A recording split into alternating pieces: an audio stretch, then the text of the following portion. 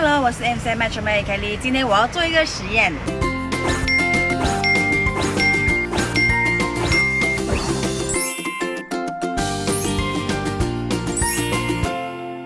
在用这 S70 的车主应该都知道 S70 有一个 window ventilation 的function，就是当你锁了车的时候，你的窗口会打开一点点，好让你的车可以在天气很热的时候，它会自动打开窗口，然后就在你下一次上车的时候，你车内的那个温度不会太高。然后遇到下雨的时候，窗口又会自动关起来，所以你不用担心。本来是大太阳天气，如果突然间下雨的话，你忘记关窗口，然后那个水会流进去。我现在就来表演给你们看。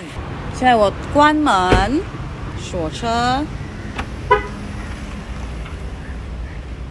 你会看见窗口4个窗口都往下开了，大概是1寸的缝隙。我现在来模拟下雨啊。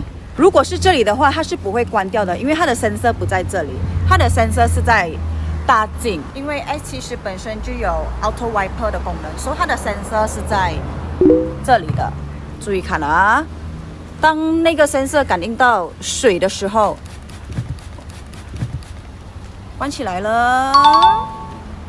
那要怎么启动这个功能呢？我现在示范给你们看。Window ventilation 的设置就藏在设定里，设定 Vehicle， 你选择 Door Lock Settings， 然后你会看到 Windows Ventilation Mode， 你打开就可以启动刚才那个功能啦。如果你不喜欢那个功能的话，你就可以关掉。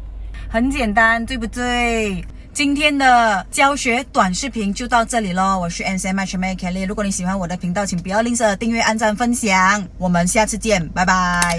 等一下，先不要退出，我忘记讲一个很重要的东西，就是买车首选 Metro May。